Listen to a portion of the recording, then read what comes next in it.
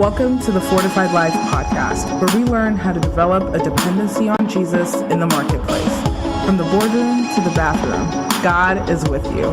Here's our host, author, speaker, teacher, encourager, stewardship coach, and my husband, the man they call Mr. Fortified, Jason Davis.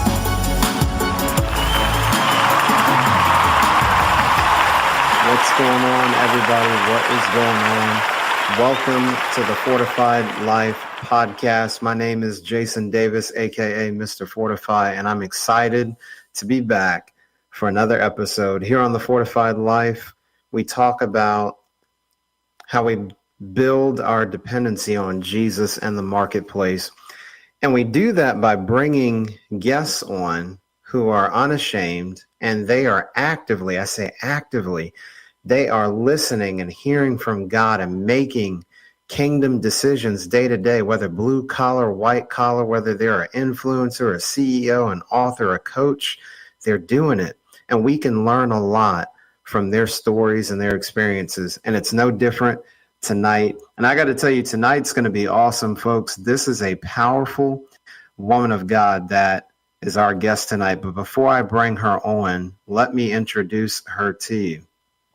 Nakeisa Jackson is a registered nurse, author, speaker, and ministry leader of Flow Connection Ministries.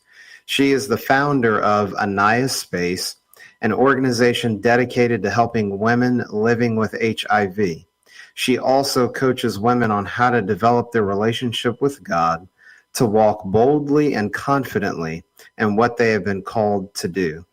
She reached these women through coaching, blogs, her podcasts, her YouTube channel, and events. Ladies and gentlemen, please welcome to the Fortified Life, Miss Nakeisa Jackson.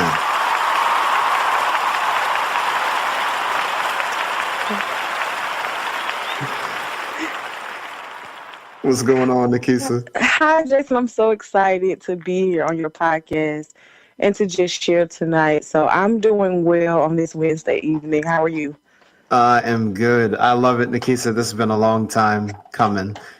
Folks, you all just don't know, Nakeisa is one of my favorite people. She is a powerhouse, and prepare for some wisdom to get dropped tonight.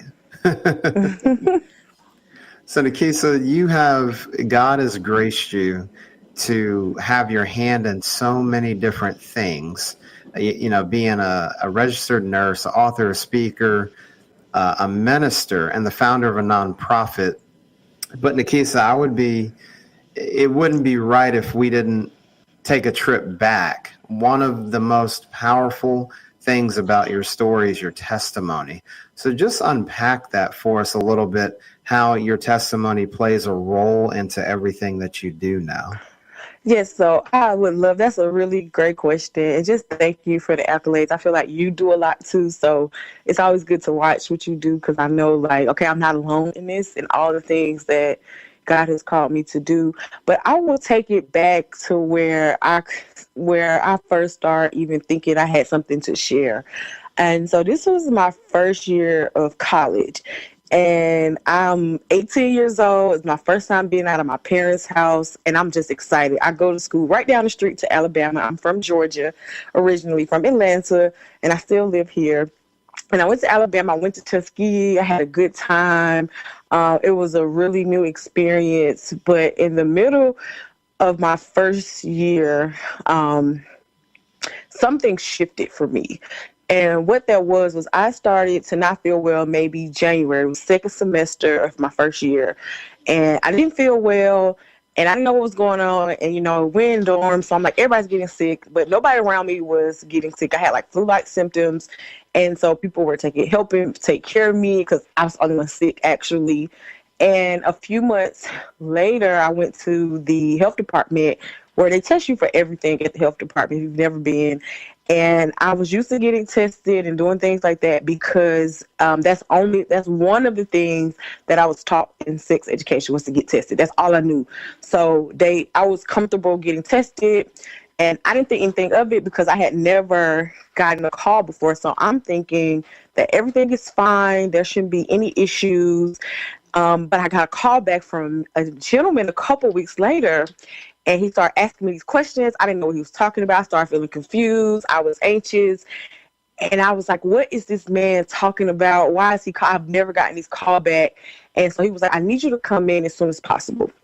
So that whole night, I was just like, could not go to sleep because they tested me for everything. So eventually I convinced myself that it was small and he just doing routine so I could sleep. And the crazy thing about this story is that I don't have a car, number one. I think when I went there to get tested, I had got transportation from the school. So I didn't have a car to get there at 8 o'clock in the morning. So I had to coordinate some stuff. So I'm asking people. I asked somebody for their car, and then I asked somebody to drive me because I had a license, but I just wasn't that good at driving. And I was also nervous, so I didn't know what was going to happen. And I remember I walked in, and I'm sitting in the doctor's office, and they take me to the back really, really fast, like super fast. And I'm like, something's not right. And this man starts reading off these test results to me. And then he pauses, and he says, your HIV results are positive. And in that moment, I'm a 19-year-old girl. I literally just got saved 2 months before I got my diagnosis. And that's the part of the story that sometimes does not come out. So I just got saved. So I just discovered who God really was. Like I just got baptized. So I'm very new to walking with God, new to Christianity, new to this life. And I'm like, what just happened? And I remember this man just continuing to talk to me and talk to me and talk to me. And I got up in the middle of him talking and I walked out because it was nothing else that he could say, because all I knew was what I heard about HIV, that you weren't going to live long, that you like just all these myths, that you were timid, that I didn't think it happened to women. I thought it happened to either like older women or men. I never knew a woman at 19 could get, like, I didn't think it could really happen to me. And so I just remember me walking out and him trying to convince me to go back. So I went back, but it took a few days for him to get all of the information that he needed from me, because it was just so overwhelming because I didn't know where to go. I'm in this small town. It's not a lot of resources. They're not giving me a lot of information. He doesn't have a lot of compassion. I feel like he just wanted to check mark his paperwork. And it came down to the realization of like, okay, it's just me and God, because I just met God and I know God is real. And I'm like, I don't know what to do in this moment. Like, do I prepare to die? Do I prepare to live? Like, it's so many thoughts that go through your head. And I remember I went to God in prayer. And this is back, Jason, if I could be honest, this was back when people would say you can't hear from God yourself, which we know is not true. That's back when I was going to a regular, like, I think non-denominational church, and nobody talked about hearing the voice of God for yourself. Nobody talked about the prophetic. Nobody talked about any of these things. But I knew for a fact that I could hear from God. Even when I first got saved, I knew. And I remember God said to me, I said, God, why would you save me if I was just going to die? Like, it was no need to save me. You could have just left me in the world. I didn't have to have this experience with you. You could have left me alone. I just remember being very upset because I'm very new. So I'm still thinking God's a genie. I'm still thinking that because I'm saved, nothing should happen to me. Nothing bad should happen to me. Like, everything should be good because I got God, I got Jesus. So there's no reason for anything bad to happen. And what God spoke to me about, he said that I'm going to use this. I'm going to teach you how to live, because you're going to live and you're going to make it, and you're going to overcome this. And he started to share with me all these amazing things that I would do. And here we are at 2023. I'm living them out. But back then, as a first-year college student, I said, I will never tell my story. I will never share my testimony. I will never tell people that I'm living with HIV. Why would I do that? Young Black girls don't share their stories. You don't talk about HIV. It's taboo. I'm from the Bible Belt. You don't even talk about having sex. And I wasn't even saved, and I knew better than that. So it was very tough to navigate. I want to say those first years, it was just hard to navigate because I didn't have an example. I had little like things I would say like breadcrumbs that I would follow. So like, I found one girl who had a book. I found out about one conference that I could go to. I found these little pockets of spaces where I could see people who looked like me, but I didn't have a close relationship with anybody that looked like me, that was living with HIV, that met the same demographic. So it was a very difficult thing just to navigate during that time, especially with the state of just the world and where I was in life, like being a young college student, fresh out of high school, not knowing what to do. My goodness, Nakeisa, you're 19, you're brand new to the faith, and then you get this type of diagnosis. I can't even imagine the level of emotion running through your mind. That's just unbelievable. And like you said, fast forwarding to 2023, where you are now encouraging other people and telling your story and your testimony. Like, what was the turning point for you? Because we know you know, as far as being a nurse and then eventually becoming an author and a speaker. So what kind of set you down that health path? Like, okay, this is the condition I have, but I want to start living my life, and what am I going to do about it? What was kind of that turning point in the midst of all that emotion for you? So that's a really, really great question.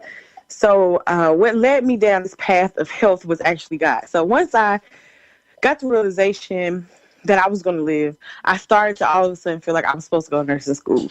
I was in school for construction management. I wasn't thinking about being a nurse. I wasn't even considering it. And then God told me I need to transfer and come back home. Like, you need to go back home. So I ended up coming back home to Georgia State. And shout out to Georgia State Nursing School. It's one of the best nursing schools ever, okay? I just want to say that. It's one of the best nursing schools, and it's one of the hardest to get in. And so when he told me to do this, I was like, there's no way that I'm going to get into this nursing school. So I got into nursing school, and then I became a nurse. And before I got into nursing school, he told me that at some point I'm going to open a clinic. He was like, you're going to open a clinic, so you need to go to nursing school to see what the issues are, to see what it's like to be in that field, because I want you to have some knowledge. And that started off one way of me learning how God works with me, because usually he makes me go do it first before I can like outsource it and get other people to help me. So I went to nursing school. I became a nurse, and I started to see the discrepancies in healthcare. I started to see that just because you're a healthcare provider, it doesn't mean that you know how to care for people living with HIV. It doesn't mean you have compassion. It doesn't mean you understand the multifacetedness of living with HIV. Like, you may understand one part, but you don't understand the whole thing. So I started seeing all these issues, and how it wasn't the care wasn't competent care. It didn't consider a lot of things. It was just not, it just wasn't the best care that could be given from my eyesight and from what God was telling me. Then I always felt like I was always the one with the information. It was a big disconnect between the community and healthcare centers. And I was like, why don't you know what's in the community around the corner? And when I look at it in the grand scheme of things, it's because they're seeing everything, not just people living with HIV, but it's still not an excuse why there should not be some type of connection, because I would know the resources, and I would be like, well, if I wasn't here, how would they got help? Who would have went out and went the extra mile to get the resource? So I started seeing these issues, and then, I did the thing like, it's all these issues that need to be fixed. Somebody need to fix it. And I looked up, it was like 2016. And by this time I'm married. I did all these things that I thought that I couldn't do. I'm married. I got the job I want. I'm like living my best life. But I started to feel this thing in my heart. And like, something is missing. Something is going on. There's something else I'm supposed to be doing. And this is not it. Being a nurse is not it. Because, you get into the usual day-to-day life of how you live in your life. And it's just like one day something goes off. And what happened was my friend started her ministry, and she was telling me, she was writing her book and all stuff, and I was kind of inspired. I said, oh, that's so great. I'm proud of what God's doing for you. I'm still not ready. Like, in my mind, I wasn't ready. But what was happening was God started to show me, like, you're helping all these people in private. You're helping people at your job. You're helping, like, if people would come to me who knew I had HIV, if they would come in my personal life and ask for help, I would give them assistance. He was like, you're doing all of these things. But there are more people that you're supposed to help. And I was like, I can't help all those people. And I ended up taking this class, and they told us, you need to do a passion project. And I was like, oh, what can I do? And then I was like, I'm going to start a business. I was like, I'm going to start a t-shirt business. I'm going to write a blog. I had all of these ideas. And I sat down with a business coach, and he was like, the idea you need to run with is you need to tell your story about living with HIV. And I was like, I don't want to do that. And I just kept saying, I don't want to do it. I kept saying, I don't want to do that. I don't want to do that. And then I said, okay, I'll just write a piece of a book. So I wrote the basic testimony of going into the doctor's office. And one person was like, "You're a great storyteller." And I promise you, I just ran with it and I wrote the book. Wow. My goodness. And that's actually a perfect segue, Nakeisa, because I was going to get into that. So I believe it's A Lover's Journey, the name of that. And just talk about, I know you were hesitant at first, but what is the book about, and what do you want readers, and yes, readers are leaders, but what do you want the readers to know most about this publication? Okay, so I have two books. So my second book is A Lover's Journey that I just released. And I would say that while that's not the book with my direct testimony, my direct testimony is a book I wrote called Life After HIV Removing the Mask. I think A Lover's Journey is a good book to talk about because it encompasses that testimony. And so the biggest takeaway I want people to know about my book, A Lover's Journey, is understanding that it is a journey and it does not stop. Learning how to love yourself and see yourself in the way that God sees you is a lifelong journey. I don't think it ever stops because once I got this HIV diagnosis, I had to really learn how to love myself more than I've ever had to love myself before, because I know what they were saying about people living with HIV. I know what they said about women, men, children. I knew about the stigma. And I just refused to let that infiltrate me and infiltrate my mind and then stop me from the things that I knew I was destined to do, because I'm in college. I'm going to graduate. I'm going to nursing school. I have all these amazing things happening. I'm not what people are trying to portray. Right? I'm not any of those things as far as what they're saying in the media, what people are saying that don't know me, who just got myths about HIV. So I was like, I got to really learn how to love myself at the core. So the biggest takeaway is really that it is a journey to really love yourself. And this book, A Lover's Journey, will really help you break down love, what God says about love, my own journey of what I used to think love was, and then really just using that to discover your purpose and what God really wants you to do. Because I took that journey and I started that journey, that's how I discovered that I was supposed to start a nonprofit, that I was supposed to write books, that I was supposed to minister, all these things that I don't think I would have been able to do that without love, because I wouldn't have felt worthy enough and I wouldn't have felt like God could have chosen me of all the people he could have chosen. So that would be my biggest takeaway from that book. Love it, folks. You need to make sure you get a copy. I know I've got mine. So Nakeisa, are both books, are they available on Amazon, or where can people get them? Yes, you can get both books on Amazon. And if you go to my Instagram page, I do have a bundle where you can get 2 signed copies and a bookmark and some other things directly from me, but they are both on Amazon. So feel free to go in there and grab your copy. Okay, now y'all heard straight from the author, right? You want a signed copy. She just told you what it is and where to get them. So make sure. We'll have all this in the show notes too. Ladies and gentlemen, so don't worry. You're like, oh man, what did Nakeisa say? Where do I get it? We'll have it in the show notes. And that's the beauty of going back and listening to something on demand like a podcast. Yes. So Nakeisa, there's just so many threads. Every time I've been fortunate to hear your story in multiple contexts over the years. And what I love is just the resiliency, and stemming from you know, Scripture tells us to love your neighbor as yourself. And so you really went down that journey, and then developing the courage and the boldness. So we have the path of being a registered nurse. Then we develop the courage to write the book. And then you start a nonprofit. It just continues. So talk about just the idea for that and how Aniyah Space developed. Yes, I would love to talk about that. So with my first book, I wrote my first book, Life After HIV Removing the Mask. And while I was preparing for the book signing, I was like, this is a perfect opportunity to educate people. So I turned it into an educational event. I found community partners and things like that. And when I finished the event and I got all the proceeds from the book sales, God was like, okay, take that money and start a nonprofit. I heard it very clear. I did not know what it was going to be called. I didn't know anything. But he was like, start a nonprofit to help women living with HIV. And that's pretty much all I knew. So it was kind of like one of those obedience things where I have a prior experience in business experience. Because I've like worked for my uncle. I have a family of entrepreneurs. So I know the basics of starting a business. I know how to go find your name and all that stuff. So I did that because that's the knowledge that I had at the current time, right? So I did that.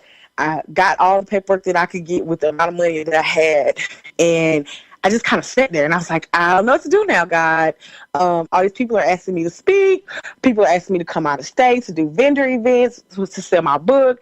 And actually, I think I'm good with just writing the book. So what I'm going to do is I got this nonprofit like you told me to, but I'm going to sit it down, right? I'm going to sit it down because I don't know what I'm doing.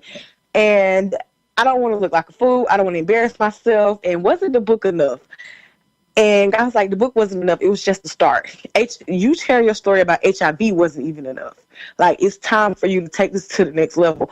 So I said, well, God, like, what am I supposed to do with this? And he was like, he really reminded me of my life experience, what I went through when I was diagnosed, of having to navigate things by myself. I had to navigate the healthcare system by myself. Like, it was a lot of things I had to navigate by myself, a lot of education I did on my own that I did not know prior to my diagnosis because I needed to find out the truth about HIV.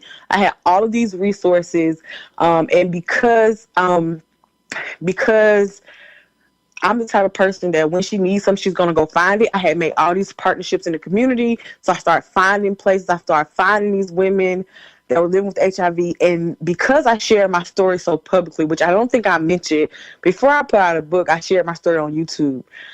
My inbox started flooding with women. Like women from different countries, different states, different areas, women that looked like me, women that didn't look like me. And I didn't know what to do with it. My inbox got crazy. I couldn't respond to everybody. And I was like, what am I supposed to do with all of these women? And I put them in a group. And I said, I'm starting a support group because that's all I knew. So in the beginning, A Nice Place was just a support group where we went live once a month. It was nothing in person because I did not know what I was doing. And God just began to tell me that the purpose of the organization is really to provide holistic care services, meaning we don't just look at if your physical health is okay. We want to look at your emotional health, your mental health. We want to look at if you have housing, do you have food to eat, things like that, because there are so many factors that stems around having an HIV diagnosis. And what I found in my own research is that mental health is very important, and then also social support, because social support and having make sure your mental and emotional wellness is well. It helps you stay in care. It helps you stay connected so that your physical health won't suffer as a result. So once I discovered that, I just took all that together, and of course with my nursing knowledge, to build out this social welfare kind of organization that's now moving towards getting a building, being able to build out the actual clinic part that God told me about well over 10 years ago when I was first diagnosed. Folks, if you're not encouraged hearing this, then you're just not paying attention. I don't know how you couldn't be moved. That is powerful, Nakeisa. I just never ceases to amaze me. So if those of you've heard of the 7 mountains or the 8 streams of influence. So there's healthcare, there's business, and then you have a nonprofit, and then there's ministry, Nakeisa. So as you're helping and supporting women, knowing your backstory and the industries that you've worked in, how does that help your approach to ministry? Oh yes, I love this question. Now this is my area. I know you're probably listening like, oh, this girl talks about this. Now ministry, that's like my best friend. That's my baby. So what I found out about me in ministry is that what was happening is whenever I would speak, when the words would come out of my mouth, God would come out of my mouth because I had a relationship with God. So scripture would fall out of my mouth. And next thing I know, I'm dropping wisdom. Did not know it. Next thing I'm ministering to people or I'm talking to people, and people are like, how do you know that? And how did you know I was dealing with that? And I'm like, I don't know how I know that, but I'm just telling you what I think is coming from my knowledge base. I wish I could tell you something else. I didn't even know that a lot of this was coming from God because I would just be saying it. So I didn't like go pray for a long time, or it was just prophetic. I should say that's the best way to describe it. It was prophetic. And I would say, God, I won't stop talking because every time I talk about you, and that's not my intent. That wasn't my goal. My goal was to talk about something else, but some kind of way I get back to talking about you, and I don't want to overdo it. I don't want to be saying stuff that's not true. I don't want to be responsible for that. And what started happening was, as I continued my journey to love myself, I started to accept that part of me. And I started to say, well, this is who I am. Like, I need to accept that this is who I am. I talk to God and he comes out of me. You can tell when I talk, and it's like, I have to learn how to embrace that part of me too. So the more I embraced it, the more he came out. And I started doing many things. Like, I would do a 21-day. I remember I did a 21-day challenge. And this was outside of my nonprofit. So I would do this like under maybe my book brand or something. So I did a 21-day challenge about how to get redeemed, like how to allow God's love to redeem you. And I was like, I don't know what's going on. I did a 7-day journey to love yourself, like a self-love challenge. I started doing these creative things to help people learn about God, because that's how I connected with God. So I never had a relationship with God where all I did was just like pray or sit there. I would do things like journal. I would do things like just draw and create and write poetry and do different things. And I was like, this is amazing. And God was like, this is something you could share with other people. You could teach other people how to do this. And I was like, no way. And he was like, you can, and I want you to start Bible study. So, Jason, I started in my house. I did Bible study in my house right before the pandemic came. And I was just doing it, and I was very comfortable. So I just want to do it in my house. I had a couple people come over. I would make food, and we would do it in my house. The pandemic hit, everybody was staying in their house. So then I was like, what am I supposed to do with this? And I spoke to my spiritual leader, and she was like, it's just time for you to share in another kind of way. It's time for you to start ministering. So what I did was I started just a simple prayer call. Well, I guess I shouldn't say simple, but I started this prayer call, and I launched a ministry. It's called Flow Connection Ministries. And we still do different, like, unique things, but we do like worship calls. We do these things called obedience nights, where we just get together and talk about what we're supposed to be doing and how we're going to make sure we actually do it. We do prayer calls, and we've had like a couple of like challenge, like virtual events. And this year we're going to get into doing some live events. So it's a very unique ministry, but it's really just about teaching women how to connect to God for themselves. So getting away with the old thought that you can't hear from God. It's about activating people in being able to hear the voice of God for themselves, and then making sure that they are doing some of those things that, for some of us, it comes natural to just obey, right? But then for some of us, like me, it's struggle, but we know that it's required. We know that when we are disobedient, we kind of knock ourselves out of the will of God. And then we open up doors that could be shut if we would just be obedient. And so I felt like I had a call to really share that with people and help them understand that is, it's not about your feelings and all this kind of stuff, but it's really just about your obedience, and everything else will fall in place. But I first had to go through it, and then I was able to share with other people. So I'm really excited just about like what God's going to do through the ministry. It's just been a beautiful thing. So many people have really learned and grew throughout that ministry. Wow, that's so awesome to hear, Nakeisa. And you could just tell when even in answering the question, I was like, man, did you all hear the shift in her voice? She said, oh, let me tell you all about what God has been doing from the ministry perspective. I love that, Nakeisa. My goodness. You definitely want to keep track of Flow Connection Ministries and everything that Nakeisa is doing. We'll have links in the show notes. Now, Nakeisa, I wanted to come back to something earlier. You talked about mental and emotional wellness, not just talking about the diagnosis of HIV, but also just the other health factors. What are some practical things that people can do to try to strengthen their mental and emotional wellness?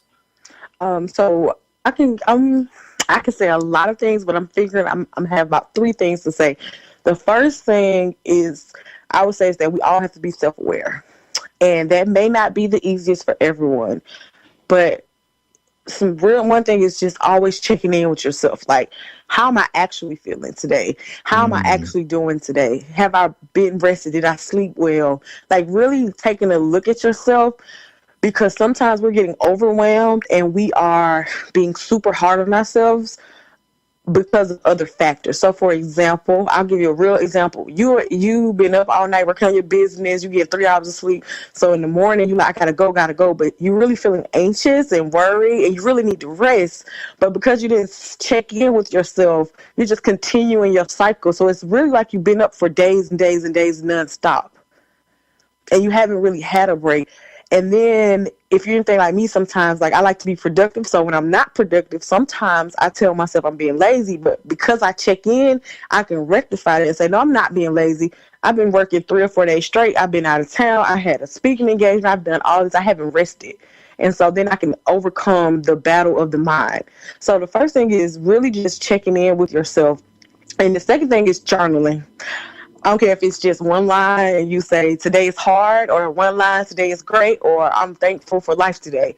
But really getting your emotions out of your head and getting them on paper and keeping a record is very, very helpful, because you can go back and look and say, hey, at the top of February, I was feeling really sad, but it's March 1st and I feel much better because I changed how I ate last month, or I took more breaks last month, and now I feel so much better. And then you can kind of discover what helps you, right? When you felt happy on Valentine's Day, what made you feel happy, right? When you felt happy because it was Friday, was it because it was Friday? And then you could start seeing a pattern with your life. Like, from doing this, I learned my energy levels are better in the evening and later in the week.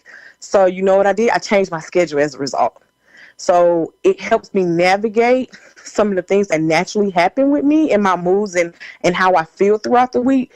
But also it helped me make sure that my mental and emotional wellness was okay. Because so then if I seen like, hey, it's been 4 days and you haven't been feeling that well, maybe today is a day to do a self-care day, which is my third tip. I always make time for self-care. Like, I don't care if you just need a day where you sleep all day and eat popcorn and watch TV. Because, like, do not let your finances, your friends, your family members, no one around you stop you from having a self-care day. At least, and that's the bare minimum, once a month. I really feel like you should do it once a week, but I understand. So once a month, just a day for you, like the same love you give to your children, your spouse, the people around you, your loved ones, you have to give it back to you and take care of yourself, because as the cliche goes, you can't pour from an empty cup. So if you've been pouring and your cup is empty, what have you really been giving? Have you really been giving them the God in you like you say you have, but you're depleted? So how could you've done that? And everybody won't notice it, especially if you're the strong friend, or if people see you doing a lot and they look up to you. They don't really know when you're struggling, and you can't expect them to know, but you can start to discover the cues that you give off of when you're struggling. And it's just important that you take care of yourself, because you have to prioritize it. See, I told you all she was going to drop some gold tonight. I told you. I hope you've been taking notes. That was very good, Nakeisa, and you really spelled out the practicality of it, because sometimes people don't think about things. Nakeisa, you talked about, hey, be honest with yourself instead of trying to plow through and push through. It's like, am I actually okay today? And how often do we pause to do that? That's really insightful. So thank you for sharing that.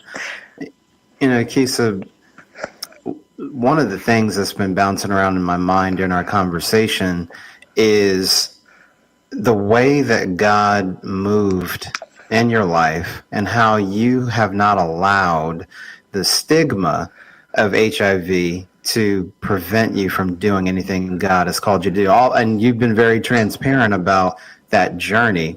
But I wanted to ask you as well, what's maybe some of the biggest misconceptions about HIV. I feel like it's so polarizing with rumors and there's a lot of chatter, but what are some things that we don't know about it that we actually should be more considerate of and be more knowledgeable about? Okay. So my favorite thing to teach is something called U equals U. And it means undetectable equals untransmittable. So the biggest misconception that people have is that when you have an HIV diagnosis, naturally you're gonna you can transmit it, you can give it to your children, and all these things. But with proper care and treatment, you actually are unable to transmit HIV via sex, and also to your children. So you can have HIV negative babies, HIV negative partners. And so that's a very important point that I like to share. And this has a group of people living with HIV started to really mobilize this movement around 2015 or 16. They started to really share about it and speak out loud about it because it had been around for a while, but it had not been publicized. So it took a lot of HIV advocates coming forward and starting these campaigns to share about that. So that's the first thing I want to share, that's the biggest misconception. So you can go on and have children, and it doesn't really, if you don't allow it to, it won't stop what God has for you, right? And another, I think, misconception is always about how HIV is transmitted. So I'm just going to wrap this in a nutshell. It's important that you get educated. Like, go learn the fact you can't get it from shaking hands, sweat, hugging, sharing eating utensils and things like that. That is not a route of transmission for HIV. So you got to really educate yourself, because education will kill stigma, and it does not matter where you sit. Meaning, if you're HIV positive or HIV negative, it doesn't matter where you sit on either side of this fence. You can still go out and educate yourself and then advocate for another person, because you never know. I remember I said this before. It could be someone in your life right now that's living with HIV but has not shared with you because of your own biases and how you are and your rigidness, right? And not being open-minded. And this person probably really would want to tell you, but when we aren't seeing someone who's open-minded and caring, it could be really hard to disclose information. And one thing I do know about HIV is that being in isolation is not it's not an ideal situation. So we have to make sure that we as a people as a whole are willing to educate ourselves, because you never know. HIV doesn't have a face. It does not discriminate. It can happen to anyone. And it's important that we as a people all combine together to really combat stigma, so we don't have these misconceptions and lies that happened, that were going on way back in the 80s and early 90s, that we've learned so much information in 40 years, because it's been like over 40 years now, and we have so much information, and it is amazing the things that they have found. And if we don't educate ourselves, we're still going to be stuck even in 2023 when it's 2036. And so stuff is changing every day, and you just have to be willing to do the research, get educated, and participate in advocating. That's good, Nakeisa. I appreciate you breaking that down for us, because there has been a lot of breakthroughs. So I love that. Education helps kill the rumors, and then there's just the empathy part, like just, your fellow brothers and sisters and friends, just be there and love one another. So I love what you were saying there. Nakeisa, you have so much going on because God has graced you to be able to handle it. And I know you've questioned, oh man, Lord, you want me to do this and do that. I share that sentiment with you at times. But Nakeisa, what would you say you're most excited about for this upcoming year in 2023? And this is going to be something that I've kind of shared and teased a little bit on my Instagram, but I haven't actually shared. So I'm excited to share it here, because I finally finished my step 1 in obedience to this. But what I'm most excited about this year is just creating content and producing content.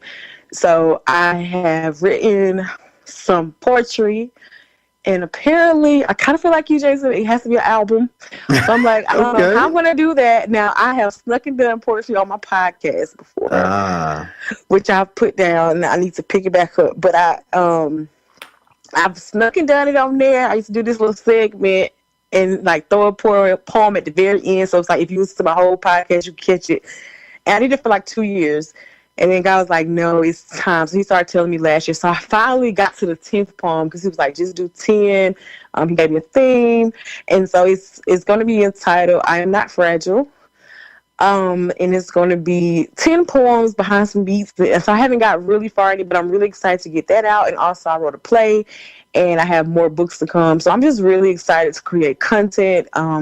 It's just the next step. God's been telling me for a couple years that I'm just going to be a content creator because I would get frustrated in my own gifts of writing because I used to feel like I just write everything. Like, why do I keep writing all these books and they ain't out yet? Why I keep writing all this stuff?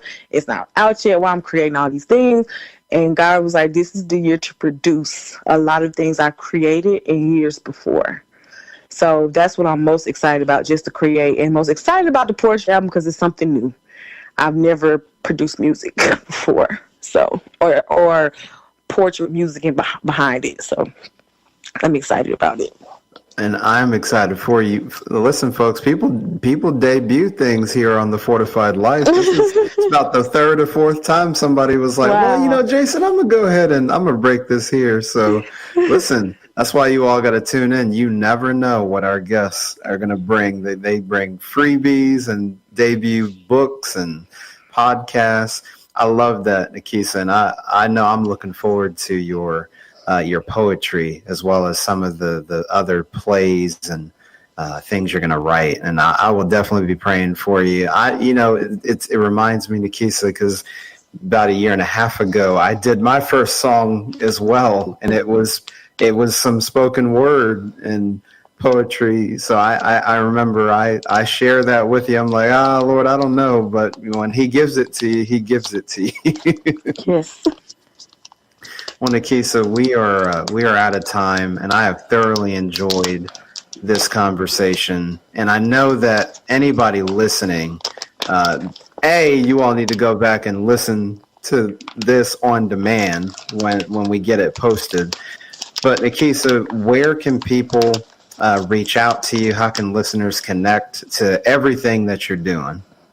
Okay, so the best place to reach out to me is on my page, Nikki J. the Author. It's Instagram, Facebook, Twitter. You can find me on all platforms, even on YouTube.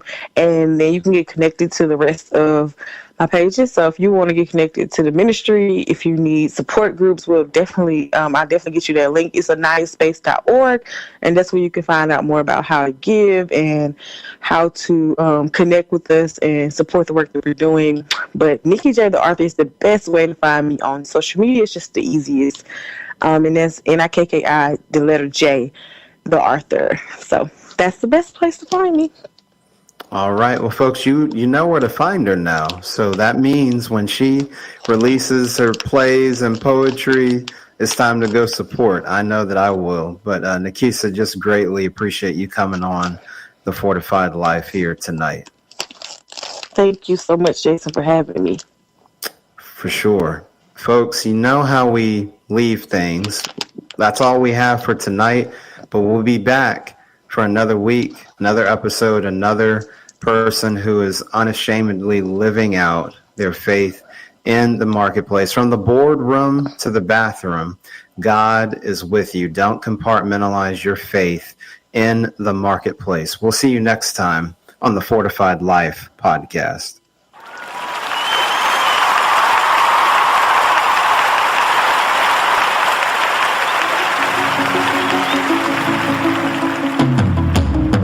Thank you for listening to the Fortified Life podcast.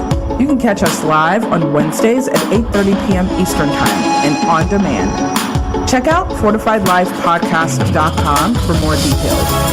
To learn how to live out your faith in the marketplace, grab a copy of Jason Davis's book, Fortified, Being Rooted in God's Plan for Work and Business, available on Amazon.